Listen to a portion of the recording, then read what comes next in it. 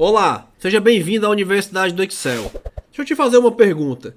Toda vez que você tem que fazer alguma análise de regressão, tem que fazer ajustar os seus dados a algum modelo, você tem problemas ou você acha que aquilo é só para quem sabe programar? Bem, assista esse vídeo após a vinheta que eu vou te mostrar como fazer isso utilizando o Excel sem precisar escrever, fazer nenhuma fórmula sequer, seja no ambiente de planilha ou utilizar o VBA.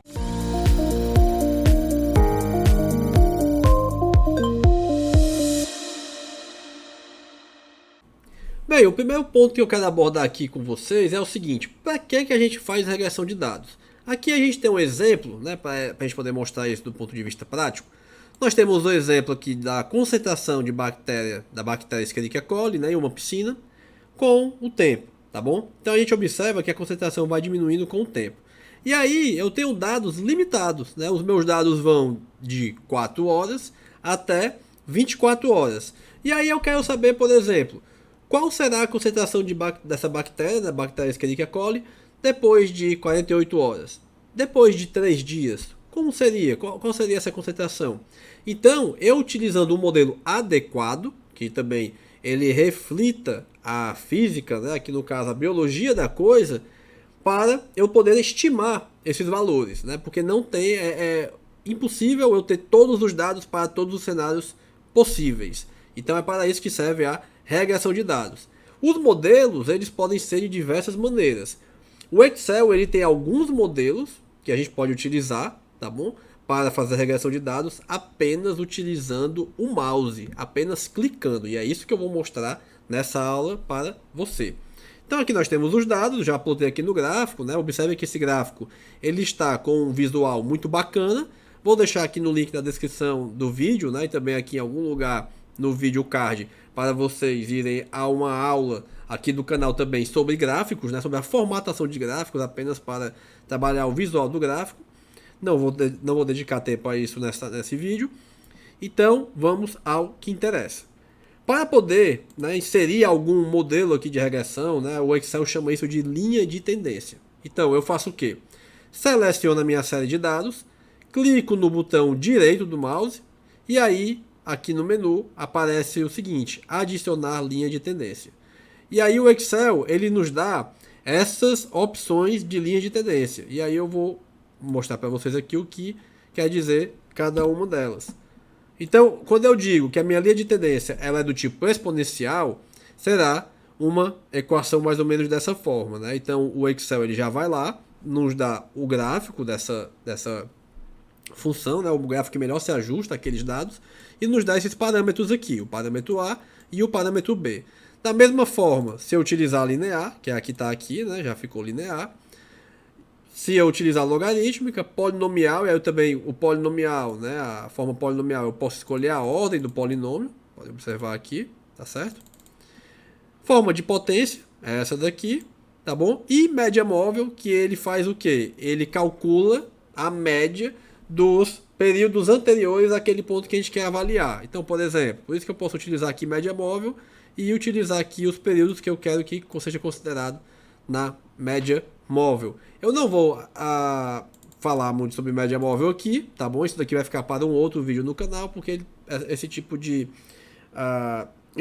regressão aqui tem alguns detalhes que valem ser mencionados. Então, nós temos aqui a linha de tendência, tá certo? E aí observe que à medida que eu vou escolhendo um dos tipos de modelos que tem aqui, ele já vai ajustando, né, da melhor forma para os dados. E aí aqui a gente tem que entender o problema, como eu disse. Por exemplo, as bactérias, né, elas não faz sentido falar de concentração negativa de bactérias. Então esse valor tem que ser um modelo que se ajuste aos dados e à medida que o tempo vai passando, ele possa chegar no máximo, né, a o valor zero. E aí a gente observa aqui, por exemplo, que o modelo exponencial, né, ele faz isso aparentemente de maneira satisfatória. E aí tem um outro detalhe. Além de colocar a curva, a gente também pode vir aqui e personalizar o nome, né, do modelo, por exemplo. Né? Aqui ele está pegando já exponencial e colocando qual é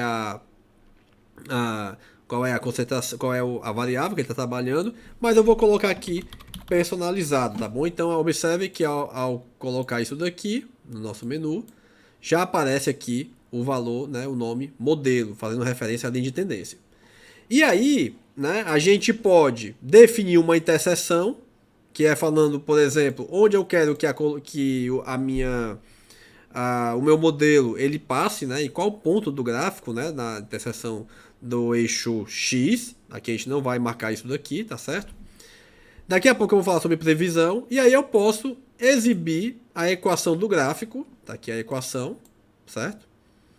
E além disso, o meu R quadrado, que aí o R quadrado ele vai nos dizer o quê? O quão correlacionado os dados estão com o modelo. E aí eu posso ir, então, quanto maior o valor de R2, né, a tendência é que a correlação entre os dados e o modelo está adequada. Então, o valor igual a 1 quer dizer que os dados estão totalmente correlacionados com o modelo, né, com a linha de tendência aqui no caso. E aí observe que ao mudar para linear, já aparece também aqui a equação, tá bom? Tanto os parâmetros aqui, A e B, que eu mostrei aqui nessa parte do vídeo, tá certo? Também para logarítmica e polinomial, enfim, tá certo? O caso das bactérias, o melhor modelo é o modelo exponencial. E aqui nós vamos conferir por quê, né? Então, a principal parte já foi, digamos, obtida. Queremos ter um modelo que se ajuste bem e queremos ter os parâmetros, que nesse caso aqui nós teremos o quê? O modelo é o exponencial, então os parâmetros seriam quem? A igual a 1978,6 e B igual a menos 0,053. Então, isso daí resolvido. Aí o que é interessante aqui na parte de linha de tendência é aplicar, por exemplo, a previsão. Então eu posso avançar na minha previsão ou posso ir para trás na minha previsão, né? Então aqui eu escolho o número de períodos, observem aqui, tá bom? Então, por exemplo, avançar, eu quero ver o número de períodos, né, indo até 100. Observe que o meu último período aqui é 24. Então, para eu ir até 100, eu vou colocar 76. E aí observem que a curva vai lá e mostra o comportamento, né, baseado nessa curva. Aí eu também posso recuar. Então, por exemplo, eu quero recuar para 0. Né? No tempo 0, aqui eu vou recuar 4, porque o menor que eu tenho aqui é 4. Então, recuando 4, eu tenho lá, encosto no meu tempo, né? Tempo igual a 0, eu vou ter esse valor aqui, que esse valor vai ser igual a 1978,6. Tá ok?